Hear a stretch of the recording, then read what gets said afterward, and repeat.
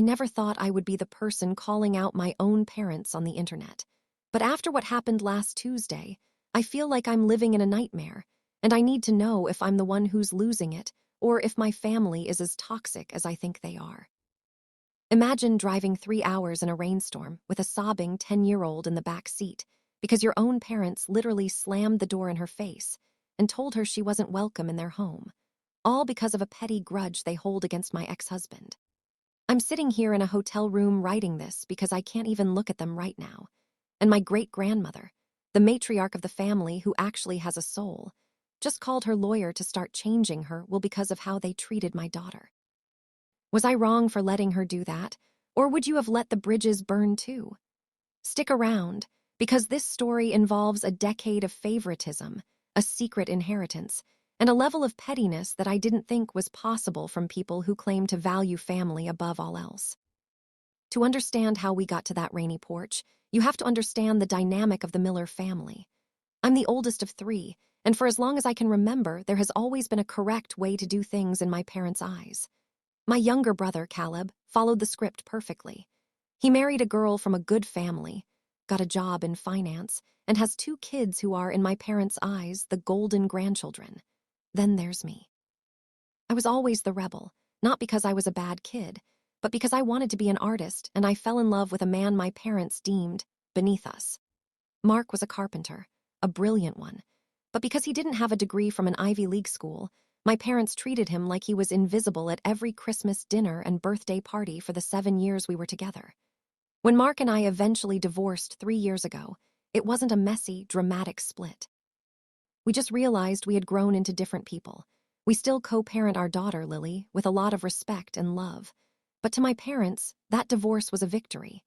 They actually told me to my face, "Finally, you've come to your senses and gotten rid of that dead weight." They expected me to come crawling back, apologize for my mistake of a marriage, and start dating the sons of their country club friends. The problem is, Lily looks exactly like her father. She has his dark, curly hair, his sharp blue eyes, and his stubborn, creative streak.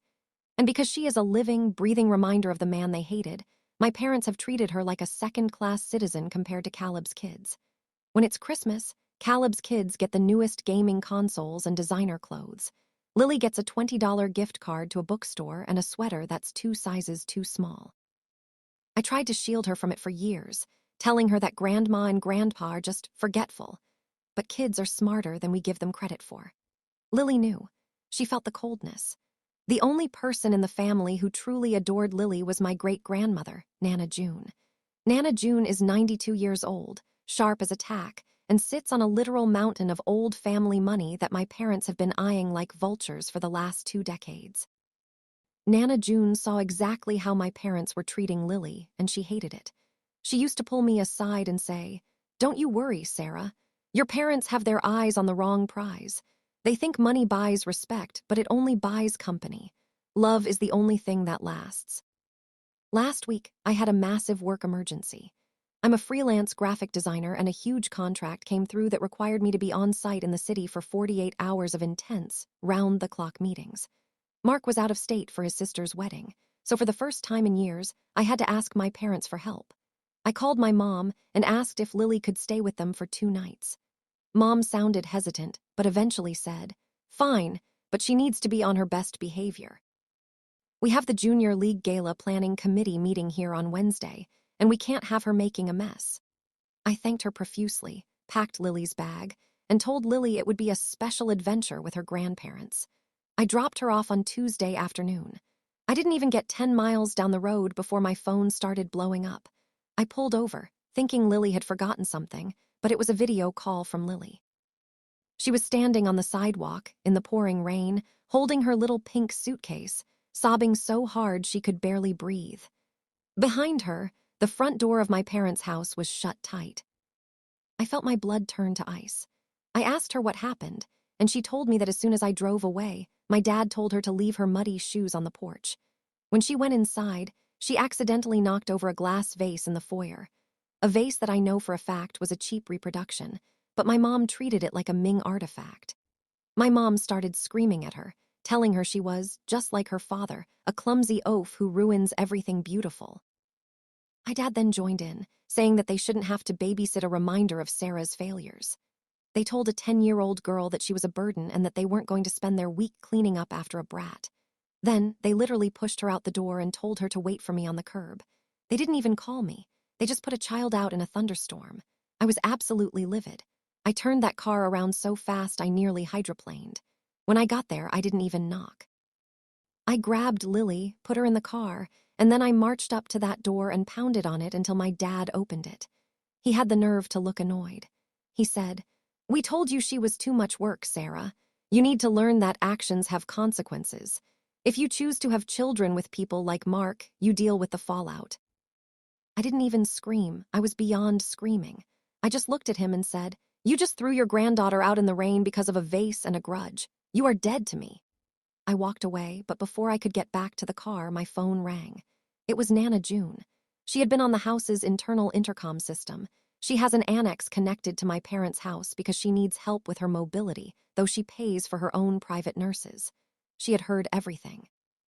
Every word of the verbal abuse, the sound of the door slamming, everything. Her voice was trembling with rage. She told me, "Sarah, bring Lily to the hotel in the city. I am calling my driver right now. I am leaving this house and I am never coming back." She then asked to speak to my father. I handed the phone to him and all I heard her say was, "George, you have always been a small, bitter man. You just made the most expensive mistake of your life." She hung up. So that's the situation I was in. My parents left a child in the rain, and my great-grandmother decided she was done with them for good. Before I tell you what happened when the lawyers got involved and the absolute chaos that erupted at the family dinner, I want you to pause. Think about your own family. If your parents did this to your child, would you ever speak to them again? Or is family enough of an excuse to forgive this? Tell me what you would have done in the comments, because I'm still processing the sheer cruelty of it all. The next 24 hours were a whirlwind. I got Lily settled in a nice hotel near my work site, and true to her word, Nana June arrived 2 hours later in a town car, her nurse in tow. She had her jewelry, her private documents, and a look in her eye that I had never seen before. She didn't go to her annex. She checked into the suite next to mine. That night, she called her estate lawyer. Nana June's wealth is significant. We're talking several properties, a massive investment portfolio, and the very house my parents live in, which is actually held in a trust she controls. My parents have lived there rent-free for 20 years, acting like they own the place. On Wednesday morning, while I was in my meetings, Nana June was busy. She didn't just change her will to remove my parents and Caleb. She instructed her lawyer to begin the process of terminating the occupancy agreement for the main house. In short, she was evicting her own son. When my parents found out, the fallout was nuclear. My phone was bombarded with hundreds of texts. My mom was hysterical, accusing me of poisoning Nana June's mind and manipulating an old lady to steal their inheritance. Caleb called me, screaming that I was ruining his children's future because Nana June had cut off their trust funds too. He actually said, "It's just a kid in the rain, Sarah, she's fine. Is it worth making us all homeless?" That told me everything I needed to know about my brother. He didn't care about Lily, he cared about the bank account. By Thursday, my parents tried to stage an intervention. They showed up at the hotel, but Nana June had already instructed the front desk and security that they were not to be allowed on the floor. They were escorted out of the lobby, making a huge scene, screaming about how I was a traitor. The climax happened on Friday. Nana June invited me and Lily to her lawyer's office. She sat there, looking regal and unshakable, and signed the new documents.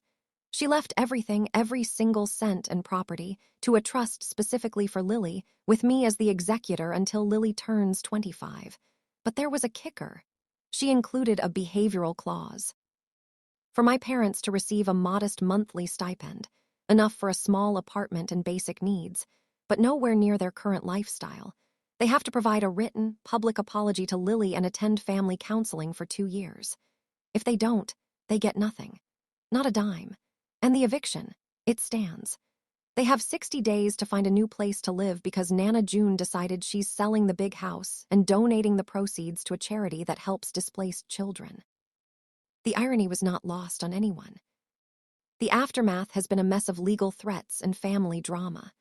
My parents are currently trying to sue to have Nana June declared mentally incompetent, but her doctors have already signed off on her being perfectly lucid.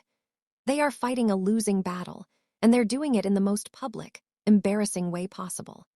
They've lost their social standing, their future home, and most importantly, they've lost any chance of a relationship with me or Lily. Caleb is barely speaking to them now too, but only because he blames them for losing his money. It's pathetic to see how fast the perfect family crumbled when the money was taken away. Lily is doing better now. We spent the weekend at a theme park, just the two of us and Nana June in her wheelchair, laughing and eating cotton candy. Lily asked me if Grandma and Grandpa were mad at her, and I told her the truth.